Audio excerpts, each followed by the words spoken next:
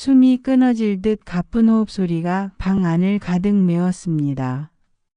저는 강 회장님의 가슴 위에 손을 올리고 심폐소생술을 하고 있었어요. 땀이 이마에 흘러내렸지만 멈출 수 없었습니다. 회장님, 정신 차리세요. 하지만 강 회장님의 눈빛이 흐려지고 있었어요. 그때였습니다. 회장님이 마지막 힘을 다해 제 손목을 잡더니 떨리는 목소리로 말했어요. 민서야, 내 딸. 그 순간 제 온몸이 얼어붙었습니다. 딸이라고요? 저를 딸이라고 부르셨다고요? 회장님의 손에서 힘이 빠지면서 그분의 눈이 천천히 감겼어요. 저는 그 자리에 멍하니 앉아만 있었습니다. 시청하기 전에 구독과 좋아요, 알림 설정까지 꼭 눌러주세요. 오늘 이야기 들으시면 절대 후회하지 않을 겁니다. 놓치면 평생 궁금할 충격적 반전 지금 시작합니다. 안녕하세요. 저는 민서입니다. 42살이죠. 사람들은 제가 평범하다고 말하지만 제 삶엔 늘 비밀이 따라다녔어요. 아니, 정확히는 제가 모르는 비밀들이 저를 둘러싸고 있었던 것 같습니다. 저는 간호사 출신이에요. 대학병원에서 15년을 일했죠. 하지만 남편이 갑작스런 교통사고로 세상을 떠난 후 큰 병원의 야근과 스트레스를 견딜 수가 없었어요. 그래서 지금은 사설 간병 파견 업체에서 일하고 있습니다. 주로 집에서 요양하는 환자들을 돌보는 일이에요. 제가 어린 시절을 보낸 곳은 고아원이었습니다. 부모님에 대한 기억은 전혀 없어요. 고아원 원장 선생님은 제가 3살 때 문 앞에 버려져 있었다고 하셨죠. 그래서인지 저는 가족이라는 단어에 유난히 목마름을 느껴요. 남편과 결혼했을 때도 그랬고 남편을 잃었을 때도 그 허전함이 더 컸던 것 같습니다. 강 회장님을 처음 뵌 건 한 달 전이었어요. 간병업체에서 연락이 왔죠. 대기업 회장님이시고 중풍으로 쓰러지셔서 집에서 요양 중이라고 했습니다. 급여도 다른 곳의 2배였어요. 저는 별 고민 없이 그 일을 받아들였습니다. 그런데 처음 회장님을 봤을 때 제 가슴이 쿵 내려앉았어요. 그분의 얼굴이 너무나 낯익었거든요. 아니, 낯익다는 표현으론 부족해요. 마치 꿈에서 본 적 있는 것 같은 아득한 기억 속 누군가와 똑같은 얼굴이었습니다. 저는 그 순간 20살 때 만났던 첫사랑을 떠올렸어요. 준호라는 남자였죠. 대학교 선배였는데 따뜻한 미소와 깊은 눈빛이 인상적이었어요. 하지만 그는 갑자기 연락도 없이 사라져버렸습니다.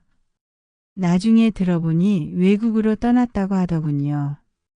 강 회장님의 젊었을 적 모습이 준호와 너무나 닮아 있었어요.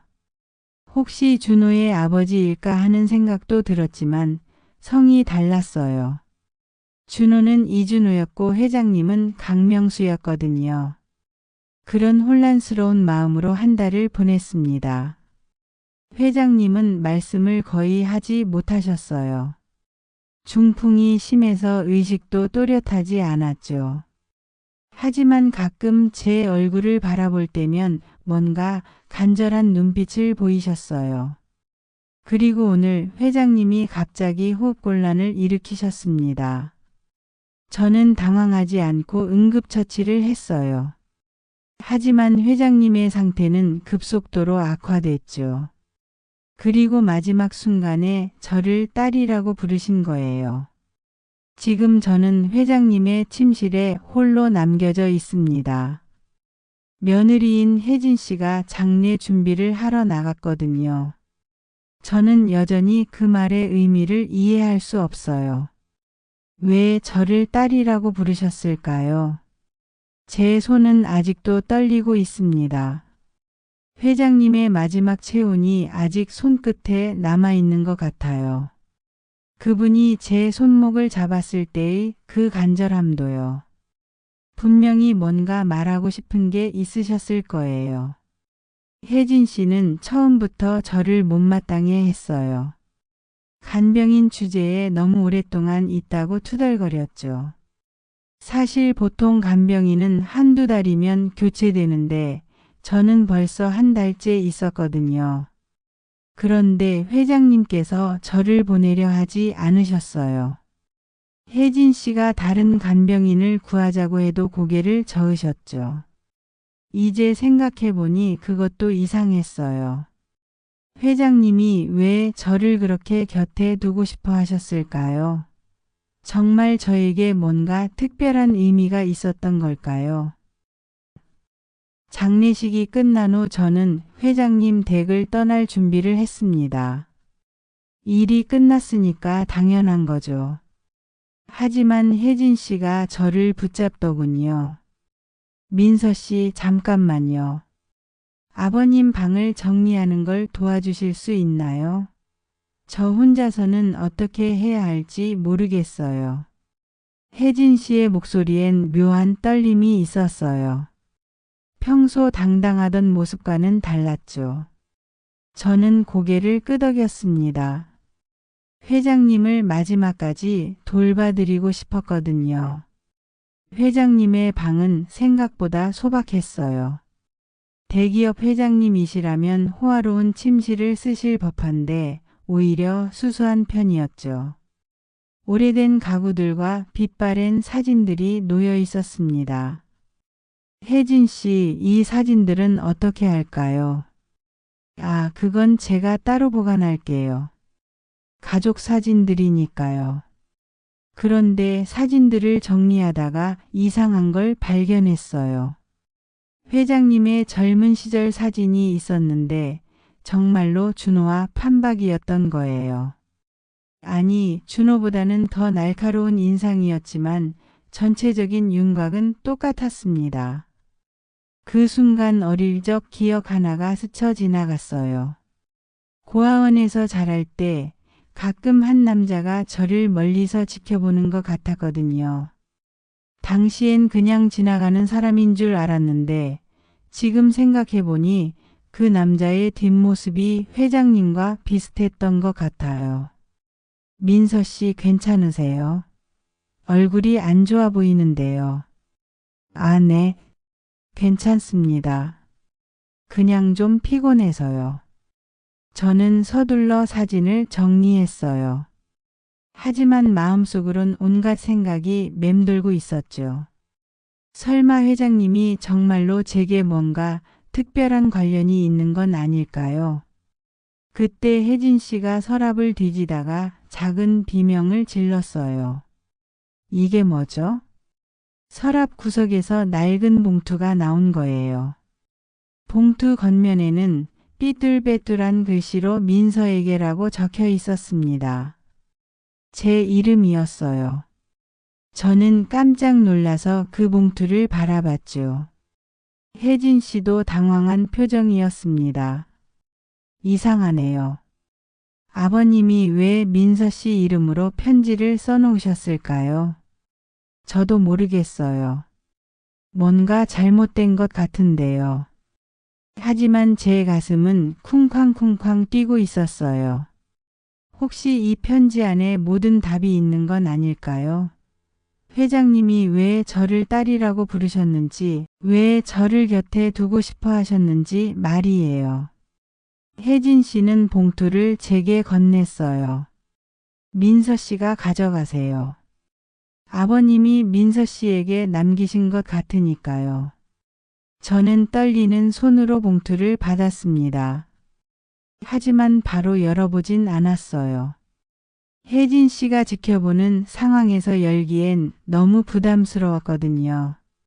집에 가서 천천히 읽어볼게요. 감사합니다. 네, 그러세요. 그리고 민서 씨 정말 고생 많으셨어요. 아버님이 민서 씨를 많이 좋아하셨던 것 같아요. 혜진 씨의 말에는 묘한 뉘앙스가 있었어요. 마치 뭔가 더 알고 있는 것 같았죠. 하지만 저는 그냥 인사를 하고 그 집을 떠났습니다. 집으로 돌아오는 길에 저는 준호와의 추억을 떠올렸어요. 20살 때였죠. 대학교 축제 때 처음 만났어요. 준호는 경영학과 선배였고 저는 간호학과 1학년이었습니다. 민서야, 너는 정말 특별한 것 같아. 준호가 그렇게 말했을 때가 생각나요. 우리는 캠퍼스 벤치에 앉아서 별을 보고 있었어요. 준호의 손이 따뜻했고 그의 목소리도 부드러웠죠. 왜요? 저는 평범한데요. 아니야. 너에게는 뭔가 신비로운 구석이 있어. 마치 운명처럼 느껴져. 그때는 그냥 남자친구의 달콤한 말 정도로 생각했어요. 하지만 지금 떠올려 보니 준호도 뭔가 알고 있었던 건 아닐까요? 우리의 연애는 6개월 정도 지속됐어요. 하지만 어느 날 갑자기 준호가 사라졌죠. 전화도 받지 않고 문자도 답장하지 않았어요. 나중에 친구들을 통해 들어보니 갑자기 미국으로 떠났다고 하더군요. 그때 저는 정말 많이 울었어요. 왜 아무 말도 없이 떠난 건지 이해할 수 없었거든요. 하지만 시간이 지나면서 그냥 스쳐 지나간 인연이려니 생각했죠. 집에 도착해서 저는 봉투를 책상 위에 올려놓았어요. 한동안 그냥 바라만 봤죠. 이 안에 정말 중요한 내용이 들어있을 것 같았거든요. 마침내 용기를 내서 봉투를 열었습니다. 안에는 편지 한 장과 작은 사진 몇 장이 들어있었어요. 편지부터 읽었어요. 회장님의 떨리는 글씨로 쓰여 있었죠. 민서야, 이 편지를 읽고 있다면 나는 이미 이 세상에 없을 것이다. 오랫동안 너에게 말하지 못한 진실이 있어. 나는 내 친아버지가 아니다. 하지만 너는 내게 소중한 존재였어. 그 순간 제 머릿속이 하얗게 변했어요. 친아버지가 아니라고요? 그럼 왜 저를 딸이라고 부르신 거죠? 편지는 계속됐어요. 너의 어머니는 내가 사랑했던 여인이었다. 하지만 그녀는 다른 남자의 아이를 가졌고 그 아이가 바로 너였어. 어머니는 출산 후 얼마 지나지 않아 세상을 떠났고 나는 너를 고아원에 맡길 수밖에 없었다. 저는 편지를 읽으면서 눈물이 흘러내렸어요. 그러니까 회장님은 제 친아버지가 아니라 어머니의 연인이었던 거네요. 평생 너를 지켜보고 싶었지만 가까이 다가갈 용기가 없었다. 하지만 내가 간병인으로 내 곁에 온 것은 운명이었을 것이다. 마지막으로 너를 딸이라고 부를 수 있어서 행복했어. 편지의 마지막 부분에는 이런 내용이 있었어요. 혜진에게는 이 사실을 말하지 마라. 그 아이도 복잡한 사정이 있어. 너는 그저 내 앞길을 잘 걸어가거라. 그리고 사진 속의 남자를 기억해둬라. 저는 서둘러 사진들을 꺼냈어요. 그런데 그중 한 장을 보는 순간 숨이 멎을 뻔했습니다. 준호의 사진이었어요. 하지만 분명 젊은 시절의 준호가 아니었어요. 좀 더 나이 든 모습이었죠. 사진 뒤에는 이준호 마이너스 민서의 아버지라고 적혀 있었습니다. 준호가 제 아버지라고요? 그럼 제가 연애했던 상대가 친아버지였다는 말인가요? 아니, 그럴 리가 없어요. 나이 차이도 많이 나지 않았는데요. 저는 다시 사진을 자세히 봤어요. 그제서야 알았습니다. 이 사진 속의 남자는 준호가 아니라 준호와 닮은 다른 사람이었어요. 아마도 준호의 아버지일 거예요. 그러니까 제가 사랑했던 준호는 제 이복 오빠였던 거네요. 다음 날 아침 저는 혜진 씨에게서 전화를 받았어요. 민서 씨, 죄송한데 한 번 더 댁에 와주실 수 있나요? 아버님 유품을 정리하다가 이상한 걸 발견했어요. 혜진 씨의 목소리가 평소보다 떨려 있었어요. 저는 봉투 안에 편지와 사진들을 가방에 넣고 다시 회장님 댁으로 향했습니다. 도착해 보니 혜진 씨가 거실에서 서류들을 펼쳐놓고 있었어요. 얼굴이 창백해 보였죠. 무슨 일이세요? 민서 씨 앉으세요. 할 말이 있어요. 저는 소파에 앉았어요. 혜진 씨는 한동안 말을 하지 못하더니 입을 열었습니다. 사실은요, 어제 아버님 방을 더 정리하다가 비밀 서랍을 찾았어요. 그 안에 이상한 서류들이 있었거든요. 혜진 씨가 저에게 서류 몇 장을 건넸어요. DNA 검사 결과서였습니다. 이게 뭐예요? 아버님이 몰래 하신 DNA 검사 결과예요. 민서 씨와 아버님의 친자 확인 검사죠. 저는 깜짝 놀라서 서류를 받아봤어요. 결과는 명확했습니다. 강명수 회장과 민서는 부녀 관계가 아니라고 나와 있었어요. 그럼 역시 회장님이 제 친아버지가 아니시라는 거네요. 네, 맞아요. 하지만 이상한 건 아버님이 왜 이런 검사를 하셨을까요? 그리고 혜진 씨가 말을 멈췄어요. 뭔가 더 말하고 싶어 하는 것 같았죠. 그리고 뭐요? 사실 저도 DNA 검사를 받았어요. 아버님과 제 남편 그리고 제 아들까지요. 혜진 씨의 얼굴이 더욱 창백해졌어요. 저는 불안한 마음으로 그녀를 바라봤습니다. 결과가 어떻게 나왔는데요? 제 남편이 아버님의 친아들이 아니에요. 그 말을 듣는 순간 저는 충격을 받았어요. 회장님의 아들이 친아들이 아니라고요? 혜진 씨는 떨리는 목소리로 계속 말했어요. 결혼 전부터 남편이 양자라는 건 알고 있었어요. 하지만 아버님이 친아들처럼 키우셨고 회사도 물려받을 예정이었거든요. 그런데 이 검사 결과를 보니까 그럼 회장님에게는 친자식이 없다는 말인가요? 그런 것 같아요. 그래서 더 이상해요. 아버님이 왜 민서 씨에게 그렇게 관심을 보이셨는지 말이에요. 저는 가방에서 회장님의 편지를 꺼냈어요. 혜진 씨에게 말하지 말라고 했지만 이 상황에서는 진실을 말해야 할 것 같았거든요. 혜진 씨, 이것 좀 보세요. 편지와 사진들을 보여주자 혜진 씨의 눈이 커졌어요. 어머, 이분이 누구예요? 제 친아버지라고 써 있어요. 이준호라는 분이고요. 혜진 씨가 사진을 자세히 들여다보더니 갑자기 소리쳤어요. 잠깐, 이분 저도 봤어요. 어디서요? 아버님 서재에 있는 앨범에서요. 대학교 동창이라고 하셨던 것 같은데. 혜진 씨는 서둘러 서재로 갔어요. 저도 따라갔죠. 서재 책장에서 낡은 앨범을 꺼내더군요. 앨범을 펼쳐보니 젊은 시절 회장님의 사진들이 가득했어요. 그리고 그중 몇 장에는 이준호도 함께 찍혀 있었습니다.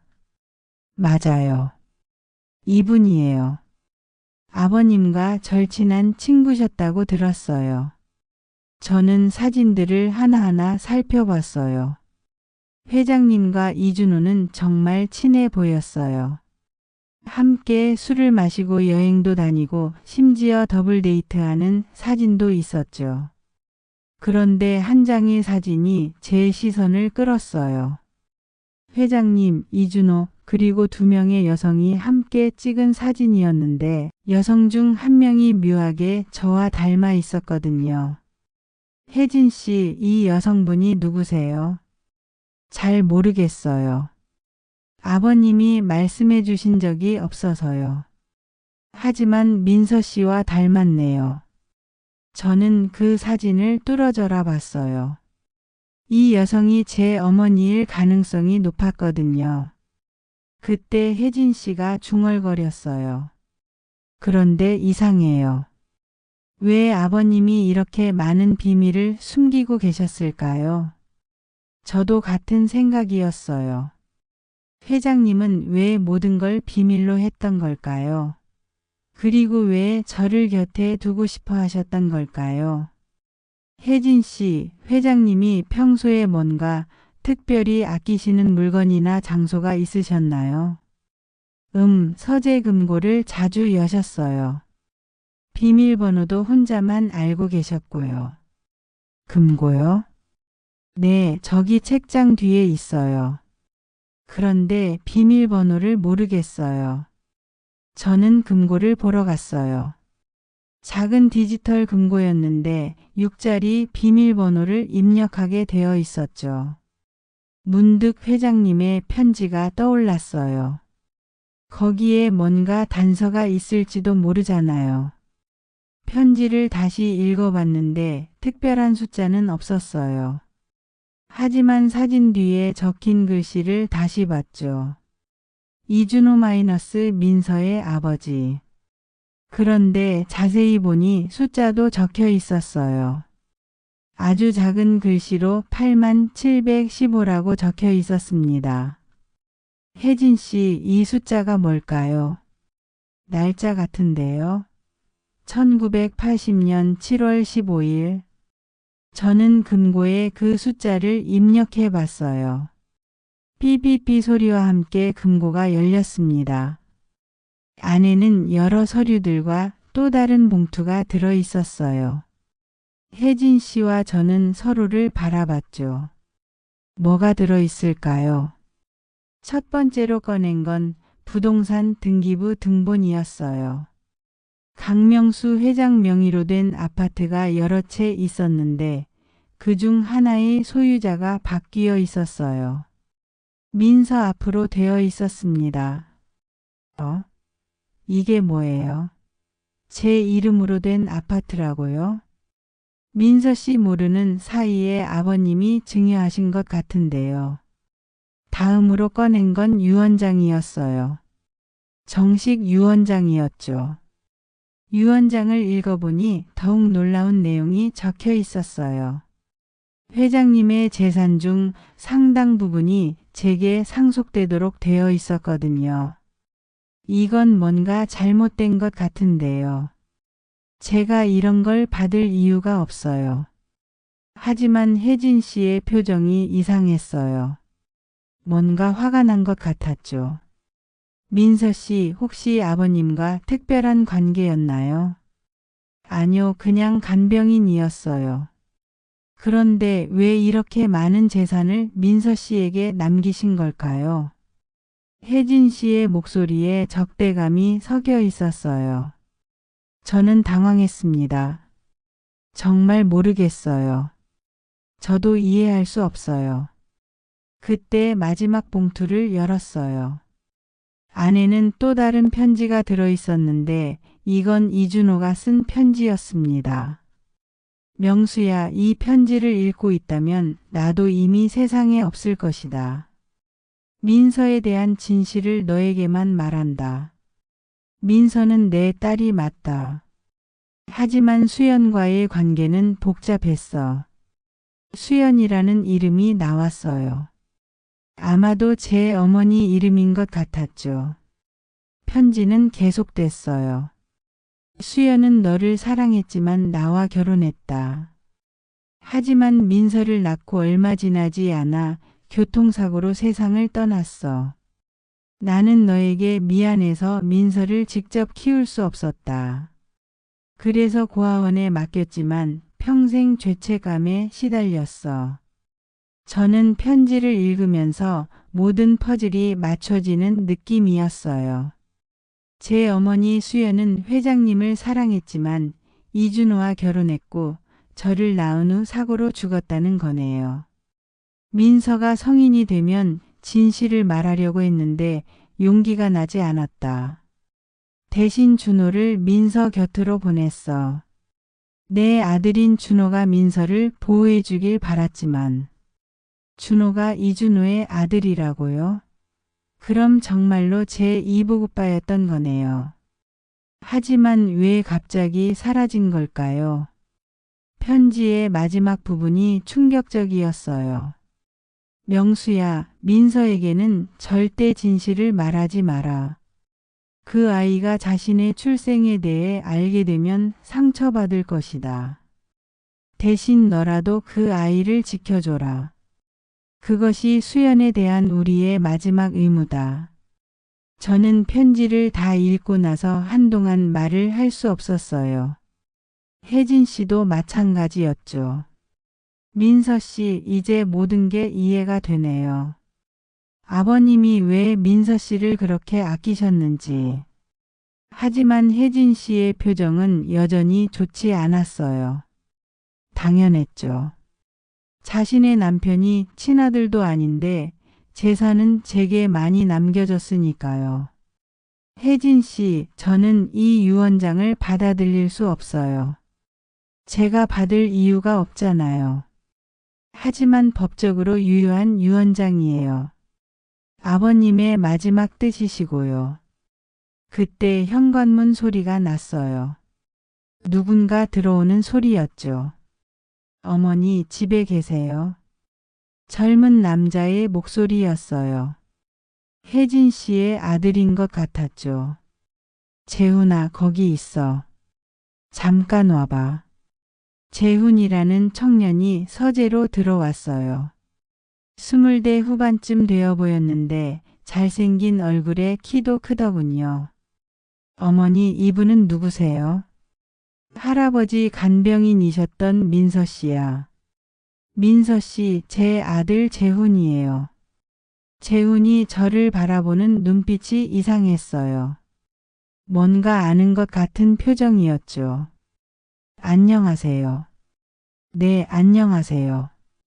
할아버지 간병 고생 많으셨어요. 하지만 재훈의 목소리에도 묘한 뉘앙스가 있었어요. 마치 저에 대해 뭔가 알고 있다는 듯한 말투였죠. 재훈아, 너 할아버지에 대해서 뭔가 알고 있는 거 있어? 어떤 얘기를 말씀하시는 건가요? 재훈이 눈을 깜빡였어요. 분명히 뭔가 숨기고 있었죠. 할아버지가 민서 씨에 대해서 뭔가 말씀하신 적 없어? 글쎄요.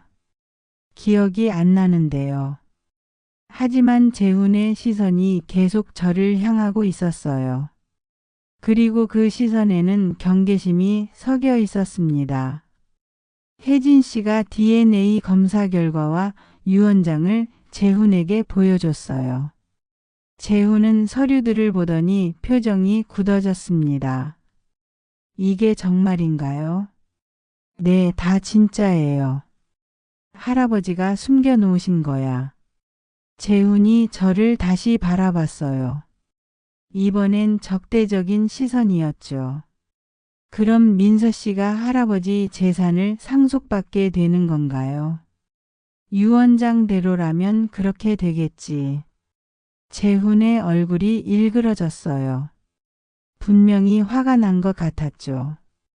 당연한 반응이었어요. 갑자기 나타난 간병인이 가족보다 더 많은 유산을 받게 되었으니까요. 이상하지 않나요? 간병인이 왜 이렇게 많은 재산을 받아야 하는 거죠? 재훈의 목소리가 날카로워졌어요. 저는 불편함을 느꼈습니다. 재훈아, 그런 식으로 말하면 안 돼. 하지만 어머니, 이건 말이 안 되잖아요. 할아버지가 정말 정신이 멀쩡하셨을 때 쓰신 유언장인지도 의문이고요. 저는 그 자리에서 견디기 어려웠어요. 재훈의 시선과 말투가 너무 불편했거든요. 저는 이만 가보겠습니다. 유 원장은 혜진 씨가 알아서 처리하세요. 저는 받지 않을 거예요. 민서 씨 잠깐만요. 하지만 저는 서둘러 그 집을 나왔어요. 더 이상 그 자리에 있고 싶지 않았거든요. 집으로 돌아오는 길에 저는 온갖 생각이 들었어요. 정말로 회장님이 저를 위해서 그런 유언장을 쓰신 걸까요? 아니면 다른 이유가 있는 걸까요? 그리고 재훈의 반응도 이상했어요. 마치 저에 대해서 뭔가 더 알고 있는 것 같았거든요. 집에 도착해서 저는 이준호의 편지를 다시 읽었어요. 그런데 자세히 보니까 이상한 부분이 있었어요. 편지에서 준호를 내 아들이라고 했는데 제가 알고 있는 준호의 나이로는 맞지 않았거든요. 준호는 저보다 고작 2살 위였는데 이준호의 아들이라면 나이가 더 많아야 했어요. 혹시 제가 알던 준호가 다른 사람인 걸까요? 아니면 이준호에게 아들이 여러 명인 걸까요? 그날 밤 저는 잠을 이루지 못했어요. 너무 많은 의문이 머릿속을 맴돌았거든요. 회장님의 마지막 말, 유 원장의 내용, 그리고 재훈과 혜진 씨의 반응까지. 뭔가 아직 밝혀지지 않은 비밀이 더 있을 것 같았어요. 며칠 후 혜진 씨에게서 다시 연락이 왔어요. 민서 씨 급한 일이 생겼어요. 당장 와주실 수 있나요? 혜진 씨의 목소리가 다급했어요. 저는 서둘러 회장님 댁으로 갔습니다. 도착해보니 혜진 씨가 눈물을 흘리고 있었어요. 재훈은 보이지 않았죠. 무슨 일인가요? 민서 씨, 저희가 큰일 났어요. 재훈이가 갑자기 사라졌어요. 사라졌다고요? 네, 어제 밤부터 연락이 안 돼요. 평소에는 늦어도 전화라도 하는데 혜진 씨는 계속 울먹였어요. 저는 일단 그녀를 진정시키려 했죠. 경찰에 신고하셨어요. 아직 24시간이 안 됐다고 접수를 안 해주네요.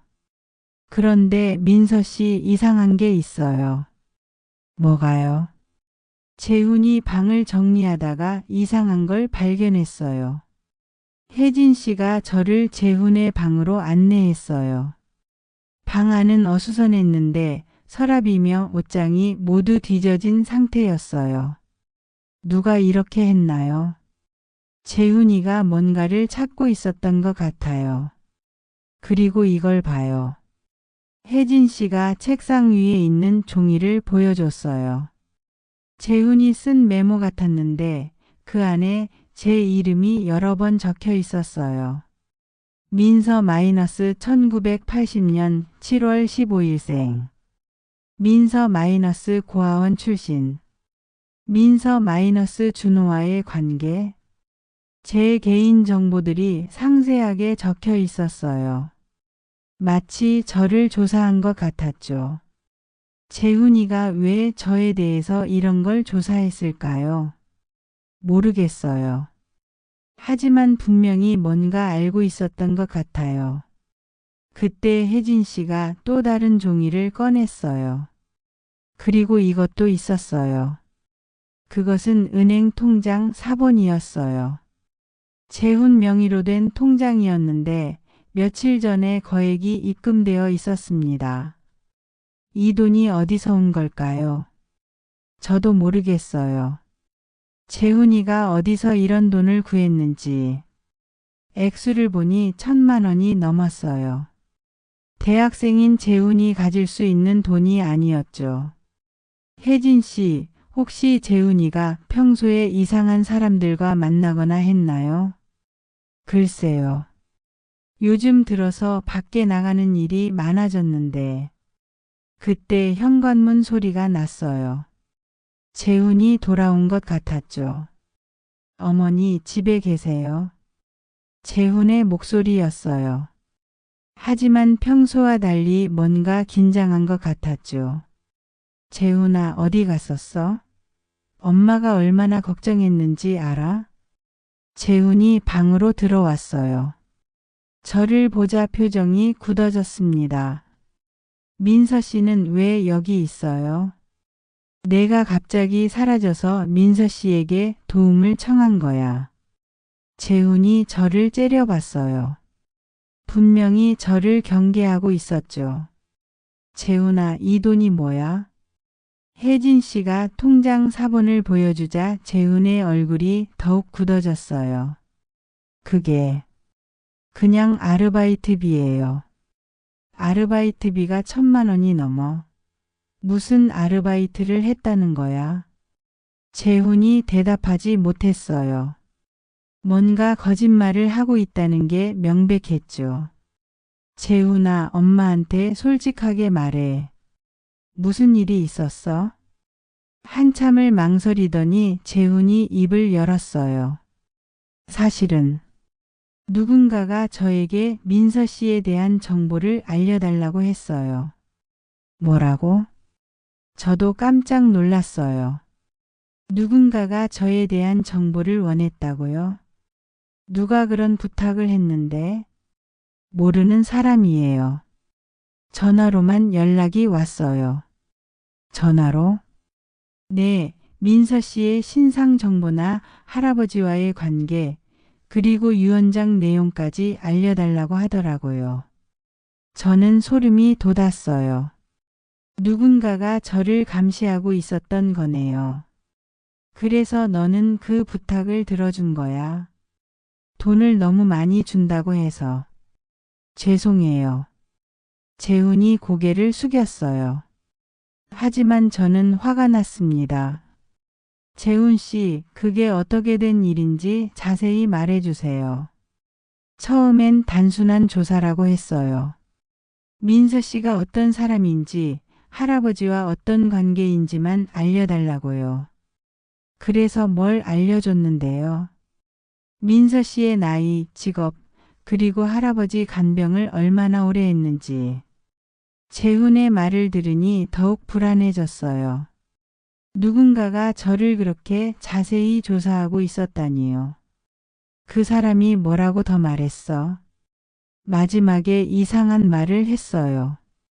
민서 씨가 진짜 누군지 알게 되면 모든 게 달라질 거라고. 진짜 누군지?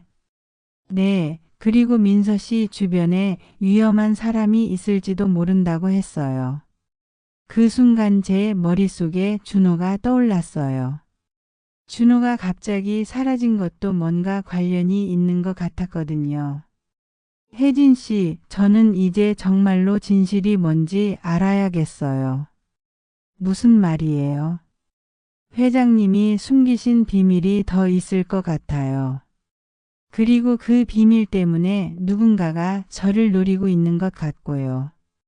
저는 결심했어요. 더 이상 수수께끼 같은 상황을 참을 수 없었거든요. 혜진 씨, 회장님 서재를 다시 한 번 더 자세히 뒤져보면 안 될까요? 물론이죠. 저도 궁금해요. 우리는 다시 서재로 갔어요. 이번에는 더욱 꼼꼼히 찾아봤죠. 책장 사이사이, 서랍 구석구석, 심지어 카펫 밑까지 뒤져봤어요. 그런데 책장 뒤쪽에서 이상한 걸 발견했습니다. 벽에 작은 틈이 있었어요. 마치 비밀 공간이 있는 것 같았죠. 혜진 씨, 여기 좀 보세요. 벽을 눌러보니 작은 문이 열렸어요. 안에는 또 다른 금고가 숨겨져 있었습니다. 또 금고예요. 이번 금고는 더 작았지만 더 복잡한 잠금 장치가 있었어요.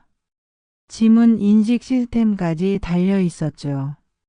이건 어떻게 열어요? 할아버지 지문이 필요한데. 그때 재훈이 말했어요. 어머니, 할아버지 지문 같은 거 어디 남아있지 않을까요? 글쎄, 병원에 있을 수도 있고. 하지만 저는 다른 방법을 생각했어요. 회장님이 자주 만지셨던 물건들을 찾아보는 거였죠. 서재에서 회장님이 자주 사용하시던 만년필을 찾았어요. 거기에 지문이 남아있을지도 모르잖아요. 다행히 지문 흔적이 선명하게 남아있었어요. 조심스럽게 그 부분을 금고 센서에 갖다 댔더니 금고가 열렸습니다. 안에는 정말 놀라운 것들이 들어 있었어요. 첫 번째는 출생신고서였어요. 제 출생신고서였는데 아버지란에 이준호가 아닌 다른 이름이 적혀 있었습니다. 아버지 강명수. 제가 회장님의 친딸이라고 적혀 있었어요. 하지만 분명히 DNA 검사에서는 친부가 아니라고 나왔는데요. 이게 뭐예요? 아까 DNA 검사에서는 두 번째로 꺼낸 건 또 다른 DNA 검사 결과였어요. 하지만 이건 전혀 다른 결과였습니다. 강명수와 민서가 부녀관계라고 나와 있었어요.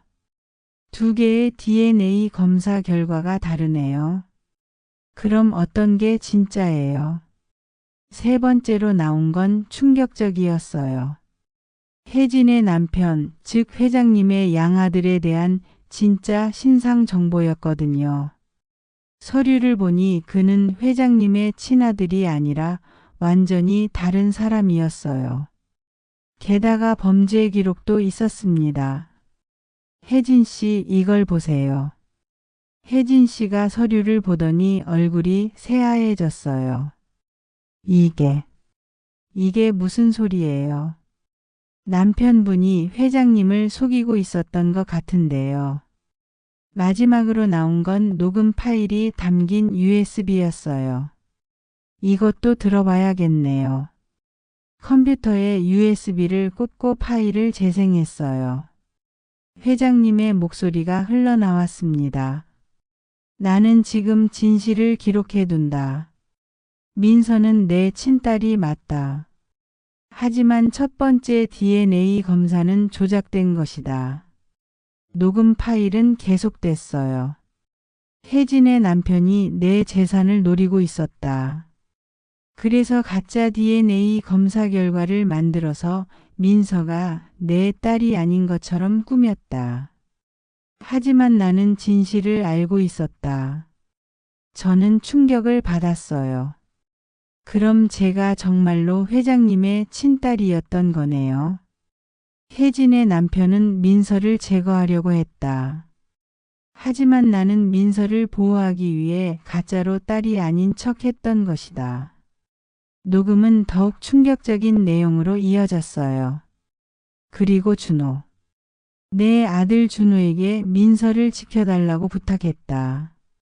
하지만 준호는 민서와 사랑에 빠졌고 진실을 알았을 때 견딜 수 없어서 떠났다. 준호가 회장님의 아들이었다고요? 그럼 정말로 제 이복 오빠였던 거네요. 혜진 씨가 떨리는 목소리로 물었어요. 그럼 제 남편이 이 모든 걸 조작했다는 건가요? 그런 것 같네요. 그리고 지금도 누군가가 저를 감시하고 있다는 게 그때 현관에서 발소리가 들렸어요. 누군가 들어오고 있었죠. 혜진아, 집에 있어? 중년 남자의 목소리였어요. 혜진 씨의 남편인 것 같았죠. 혜진 씨의 얼굴이 창백해졌어요. 여보가 왔어요. 어떡하죠? 일단 이 물건들을 숨겨요.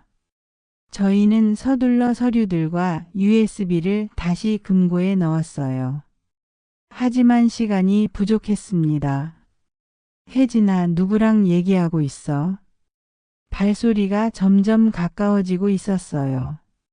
저는 가슴이 쿵쾅거렸습니다. 혜진 씨의 남편이 서재 문을 열고 들어왔어요. 50대 중반 정도의 남자였는데 날카로운 눈빛을 하고 있었습니다. 아, 간병인 분이시네요. 아직도 여기 계셨어요? 그의 목소리에는 위협적인 뉘앙스가 있었어요. 안녕하세요. 아버님 돌아가신 지 벌써 일주일이 넘었는데 아직도 할 일이 있나요? 그게 아버님 유품 정리를 도와드리고 있었어요. 아, 그래요? 그런데 뭔가 찾고 계신 게 있나요? 그가 저를 의심스럽게 바라봤어요. 분명히 뭔가 눈치채고 있었죠. 별거 아니에요. 그냥. 민서 씨, 혹시 아버님이 특별히 남기신 게 있나요? 편지라든지 유언 같은 거? 직접적으로 물어보는 거였어요. 저는 당황했습니다. 아니요, 특별한 건 없었어요. 하지만 그는 제 대답을 믿지 않는 것 같았어요. 시선이 계속 의심스럽게 저를 흘러보고 있었거든요. 그럼 이제 집으로 가시죠. 더 이상 할 일은 없을 것 같은데요. 그것은 명령이었어요. 저를 내쫓으려는 거였죠. 네, 알겠습니다. 저는 서둘러 그 집을 나왔어요. 하지만 마음이 편치 않았습니다. 분명히 혜진 씨의 남편이 모든 사건의 배후에 있을 것 같았거든요. 집으로 돌아가는 길에 저는 휴대폰을 확인했어요. 모르는 번호에서 문자가 와 있었습니다. 민서 씨 조심하세요. 당신이 위험합니다. 오늘 밤 집 앞 공원에서 만나요. 중요한 얘기가 있어요. 마이너스 준호. 준호라고요? 오랜만에 연락을 해온 거예요. 하지만 왜 갑자기 위험하다고 하는 걸까요? 밤 10시 저는 집 앞 공원으로 갔어요. 준호가 정말 올지 확신할 수 없었지만 진실을 알기 위해서는 만나야 했거든요. 공원에는 사람이 거의 없었어요. 가로등 불빛만이 어둠을 밝히고 있었죠. 저는 벤치에 앉아서 기다렸습니다. 10분 정도 지났을까요? 멀리서 누군가 걸어오는 모습이 보였어요. 키가 크고 마른 체형이 준호 같았죠. 가까이 와서 보니 정말 준호였어요. 하지만 예전과는 많이 달라져 있었습니다. 수척해져 있었고 눈빛도 어둠침침했어요. 민서야, 정말 오랜만이다. 준호. 왜 갑자기 연락도 없이 사라졌어? 준호가 제 옆에 앉았어요. 한동안 말을 하지 않더니 깊은 한숨을 쉬었습니다. 민서야, 너에게 말해야 할 게 있어. 아니, 사과해야 할 게 있어. 무슨 말이야? 우리가 연애했던 게 잘못이었어. 저는 그 말의 의미를 알 것 같았어요. 하지만 직접 듣고 싶었습니다. 왜? 우리는 남남이 아니야. 나는 강명수 회장의 아들이야. 역시 그랬군요. 준호가 회장님의 아들이었던 거예요. 그럼 우리가 남매였다는 거야? 그래, 이복 남매였어. 나는 어머니가 다른 아들이었고 너는 아버지의 친딸이었어. 준호의 목소리가 떨리고 있었어요. 분명히 이 진실이 그에게도 큰 충격이었을 거예요. 언제부터 알고 있었어? 우리가 헤어진 직후에 알았어. 아버지가 모든 걸 말씀해 주셨거든. 그래서 갑자기 사라진 거야. 그럴 수밖에 없었어. 너를 사랑하고 있었는데 내가 내 여동생이라는 걸 알았을 때 견딜 수가 없었어. 저는 준호의 마음을 이해할 수 있었어요. 저도 만약 그때 진실을 알았다면 견디기 어려웠을 거예요. 그런데 왜 지금 나타난 거야? 그리고 위험하다는 건 무슨 뜻이야? 준호의 표정이 심각해졌어요. 민서야, 혜진의 남편이 너를 없애려고 하고 있어. 없애려고? 아버지의 유산 때문이야. 너에게 상당한 재산이 상속되면 자신들의 몫이 줄어드니까. 저는 소름이 돋았어요. 정말로 제 목숨이 위험한 거였네요. 그래서 DNA 검사도 조작한 거야. 맞아. 첫 번째 검사는 가짜였어. 아버지가 진짜 검사를 따로 하셨고 너는 분명히 아버지의 친딸이 맞아. 그럼 회장님. 아니, 아버지는 모든 걸 알고 계셨던 거구나. 그래, 하지만 너를 지키기 위해서 모르는 척 하셨어. 그리고 나에게 너를 보호하라고 부탁하셨고. 준호가 제 손을 잡았어요. 여전히 따뜻했습니다. 민서야, 미안해. 내가 더 용감했다면 내 곁에서 지켜줄 수 있었을 텐데. 괜찮아. 이해해. 하지만 이제는 달라. 내가 너를 지킬 거야. 남매든 뭐든 상관없어. 너는 내가 지켜야 할 사람이니까. 그때 멀리서 자동차 헤드라이트가 보였어요. 우리 쪽으로 천천히 다가오고 있었죠. 준호야, 저 차. 빨리 피해야 해. 혜진의 남편일 거야. 우리는 서둘러 벤치에서 일어났어요. 하지만 차가 너무 빨리 접근하고 있었습니다. 차에서 두 명의 남자가 내렸어요. 그중 한 명은 혜진의 남편이었고 다른 한 명은 처음 보는 사람이었어요. 민서 씨, 잠깐만 얘기합시다. 혜진의 남편이 우리에게 다가왔어요. 하지만 그의 손에는 뭔가 들려 있었습니다. 준호야, 어서 가자. 하지만 이미 늦었어요. 두 남자가 우리를 둘러쌌거든요. 민서 씨, 조용히 따라오세요. 별일 없을 거예요. 싫어요. 갈 이유가 없어요. 있어요. 아버님 유산 문제로 정리할 게 있거든요. 그때 준호가 앞으로 나섰어요. 민서에게 손대지 마. 무슨 일이든 나와 해결해. 준호 형님도 계시네요. 좋아요. 둘 다 같이 가시죠. 안 가. 그럼 어쩔 수 없네요. 혜진의 남편이 손짓하자 옆에 있던 남자가 뭔가를 꺼냈어요. 작은 권총이었습니다. 이제 선택하세요. 조용히 따라오실 건지 아니면. 저는 무서웠어요. 정말로 목숨이 위험한 상황이었거든요. 그런데 그때 갑자기 다른 곳에서 사이렌 소리가 들렸어요. 경찰차 소리였습니다. 뭐지? 혜진의 남편이 당황했어요. 분명히 계획에 없던 일이었을 거예요. 경찰차 두 대가 공원으로 들어왔어요. 그리고 경찰들이 우리 쪽으로 달려왔습니다. 경찰이다. 손들어. 혜진의 남편과 그의 동료가 도망치려 했어요. 하지만 이미 포위된 상태였죠. 몇 분 후 두 사람 모두 체포됐어요. 저와 준호는 경찰서에서 조사를 받았습니다. 알고 보니 혜진 씨가 신고한 거였어요. 남편의 이상한 행동을 의심해서 미행했다가 우리가 위험에 빠진 걸 보고 신고한 거였죠. 혜진 씨가 구해준 거군요. 그래, 혜진 누나도 진실을 알고 나서 충격을 받았대. 자신의 남편이 그런 사람인 줄 몰랐다고 하더라. 며칠 후 모든 진실이 밝혀졌어요.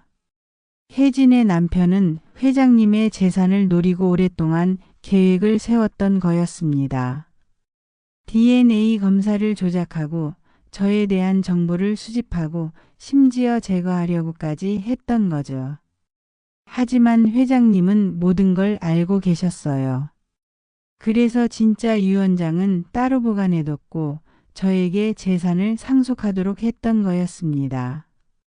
법적 절차를 거쳐서 저는 정식으로 회장님의 딸로 인정받았어요. 그리고 유산도 상속받게 됐죠. 하지만 가장 큰 수확은 가족을 찾은 거였어요. 준호라는 오빠를, 그리고 혜진 씨와 재훈이도 진짜 가족처럼 지내게 됐거든요. 민서야, 이제 정말 우리가 가족이구나. 그래, 오빠. 정말 오랫동안 찾고 있던 가족이야. 준호와 저는 더 이상 연인이 아니에요. 하지만 남매로서 더 깊은 유대감을 갖게 됐습니다. 어느 날 저는 아버지의 묘소를 찾았어요. 묘비 앞에서 혼자 중얼거렸죠. 아버지, 저는 이제 비로소 가족이란 이름을 가슴에 새깁니다. 평생 찾고 있던 그 따뜻함을 이제야 찾았어요. 고아원에서 자랄 때부터 줄곧 궁금했던 제 정체성도요. 바람이 불어와서 제 머리카락을 흩날렸어요. 마치 아버지가 제 머리를 쓰다듬어 주시는 것 같았죠. 처음에는 회장님이라고만 알았는데 마지막 순간에 저를 딸이라고 불러주셨을 때 얼마나 가슴이 뛰었는지 모르세요. 그때는 이해할 수 없었지만 이제는 알아요. 아버지의 마지막 사랑이었다는 걸요. 묘소 주변에는 아버지가 좋아하셨던 국화꽃이 피어 있었어요. 준호가 심어놓은 거였죠. 아버지, 준호 오빠도 많이 힘들어했어요. 우리가 남매인 줄 모르고 사랑했다는 게 얼마나 충격이었겠어요. 하지만 이제는 괜찮아요. 오히려 더 소중한 관계가 됐거든요. 그날 이후로 저희 가족은 새로운 출발을 했어요. 혜진 씨와 재훈이도 진심으로 저를 가족으로 받아들여줬고요. 재훈이는 자신이 했던 일을 깊이 반성했어요. 돈 때문에 가족을 배신했다는 게 얼마나 부끄러웠는지 몰랐다고 하더군요. 민서 고모, 정말 죄송해요. 제가 너무 어리석었어요. 괜찮아, 재훈아. 이제 우리는 진짜 가족이니까 서로 이해하자. 혜진 씨는 남편과 이혼 절차를 밟았어요. 그리고 저와 함께 새로운 삶을 시작하기로 했죠. 민서야, 내가 너의 진짜 언니가 되어줄게. 어릴 때 못해준 사랑을 이제라도 해주고 싶어. 혜진 언니, 고마워요. 저도 가족이 생겨서 정말 행복해요. 준호도 미국에서의 생활을 정리하고 한국으로 돌아왔어요. 아버지의 사업을 물려받기로 했거든요. 민서야, 이제 우리가 함께 아버지의 뜻을 이어가자. 그래, 오빠. 아버지가 꿈꾸셨던 따뜻한 세상을 만들어보자. 아버지는 평생 사회봉사에 관심이 많으셨어요. 특히 고아원 아이들을 많이 도와주셨죠. 아마도 저 때문이었을 거예요. 저희는 아버지의 유산 중 일부로 고아원을 확장했어요. 그리고 제가 직접 그곳에서 아이들을 돌보기로 했습니다. 아이들아, 고모가 왔어요. 아이들이 제게 달려와서 안겼어요. 예전에 제 모습이 그 아이들에게서 보였거든요. 고모, 우리도 나중에 가족이 생길까요? 물론이지. 고모도 42살에 가족을 찾았는걸. 너희들도 분명히 좋은 가족을 만날 거야. 그때 한 아이가 물었어요. 고모는 가족을 찾아서 행복해요. 그럼 정말 행복해. 가족이 있다는 게 이렇게 따뜻한 줄 몰랐어. 저는 정말로 행복했어요. 평생 찾고 있던 가족을 찾았고 사랑하는 오빠도 있고 든든한 언니와 귀여운 조카도 생겼거든요. 물론 처음에는 혼란스러웠죠. 갑자기 대기업 회장의 딸이 되었고 많은 재산도 상속받았으니까요. 하지만 가장 중요한 건 가족이었어요. 어느 날 준호가 물었어요. 민서야, 후회하지 않아? 평범한 삶 대신 이런 복잡한 가족사에 얽히게 되어서. 전혀 후회 안 해, 오빠. 오히려 감사해. 아버지가 마지막까지 저를 사랑해 주셨다는 걸 알게 됐으니까. 그래, 아버지는 정말 너를 많이 사랑하셨어. 평생 지켜보고 계셨던 거야. 지금 저는 간병인 일을 그만두고 고아원에서 일하고 있어요. 제가 받았던 사랑을 다른 아이들에게도 나누어 주고 싶거든요. 혜진 언니는 아버지의 회사에서 사회공헌 부서를 맡고 있어요. 재훈이는 대학을 다니면서 틈틈이 고아원에서 봉사활동을 하고 있고요. 준호 오빠는 회사 경영을 하면서도 저의 일을 적극적으로 도와주고 있어요. 우리 가족이 정말 멋지지 않아? 그래, 민서야. 이제야 진짜 가족다운 가족이 된 것 같아. 가끔 밤에 혼자 있을 때면 지난 일들을 떠올려 봐요. 회장님. 아니, 아버지의 마지막 모습이 생각나죠. 민서야. 내 딸. 그 말씀이 제 인생을 완전히 바꿔놓았어요. 그전까지는 그냥 혼자 살아가는 평범한 간병인이었는데 이제는 사랑하는 가족들에게 둘러싸인 행복한 여자가 됐거든요. 아버지는 마지막까지 저를 지키려고 하셨어요. 위험한 사람들로부터 저를 보호하시고 진실을 숨겨두셨지만 결국엔 모든 걸 저에게 남겨주셨죠. 아버지 정말 고마워요. 제가 평생 꿈꿔왔던 가족을 만들어주셔서요. 이제 저는 더 이상 외롭지 않아요. 42년 동안 혼자였지만 이제는 사랑하는 가족들이 곁에 있거든요. 준호 오빠는 가끔 농담으로 말해요. 민서야, 우리가 연인이었다면 어땠을까? 오빠 그런 소리 하지 마. 지금이 훨씬 좋아. 오빠는 제가 평생 의지할 수 있는 든든한 가족이니까. 그래, 너 말이 맞아. 가족이 더 소중하지. 혜진 언니도 종종 말해요. 민서야, 내가 와줘서 우리 가족이 더 따뜻해진 것 같아. 저야말로 고마워요, 언니. 진짜 가족의 따뜻함을 처음 느껴봐요. 재훈이도 이제는 저를 진심으로 가족으로 여기고 있어요. 고모가 우리 가족이 되어줘서 정말 다행이에요.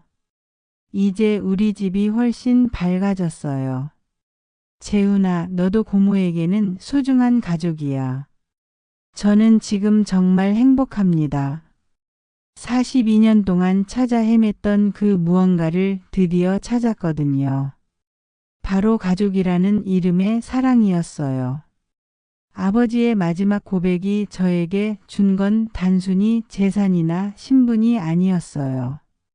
진정한 사랑과 가족의 의미를 깨닫게 해주신 거였죠. 나는 이제 비로소 가족이란 이름을 가슴에 새깁니다. 그리고 이 사랑을 다른 사람들에게도 나누어주며 살아갈 거예요. 고아원 아이들에게는 따뜻한 고모가 되어주고 준호 오빠에게는 든든한 여동생이 되어주고 혜진 언니와 재훈이에게는 소중한 가족이 되어주겠어요. 이것이 아버지가 저에게 남겨주신 진짜 유산이라고 생각해요. 사랑하고 사랑받는 법을 알게 해주신 거죠. 아버지, 이제 정말 알겠어요. 가족이 무엇인지, 사랑이 무엇인지. 저는 아버지의 딸로서, 준호 오빠의 여동생으로서, 그리고 사랑하는 사람들의 가족으로서 행복하게 살아갈게요. 저의 이야기는 여기서 끝이에요. 42년 만에 찾은 진짜 가족과 함께 새로운 인생을 시작하는 거죠. 이제야 제 마음속 빈자리가 모두 채워진 것 같아요. 가족이란 이름으로. 여러분, 이 이야기 만약 여러분이 주인공이라면 어떻게 하시겠습니까? 구독과 좋아요, 알림 설정으로 다음 이야기도 꼭 함께 해주세요. 그리고 댓글로 여러분의 솔직한 생각을 남겨주세요. 여러분의 한 줄이 다음 이야기를 만들어갑니다. 아참. 더보기란의 링크를 클릭하시면 놓치기 아까운 건강까지 찾아옵니다. 건강하고 행복한 하루 되세요.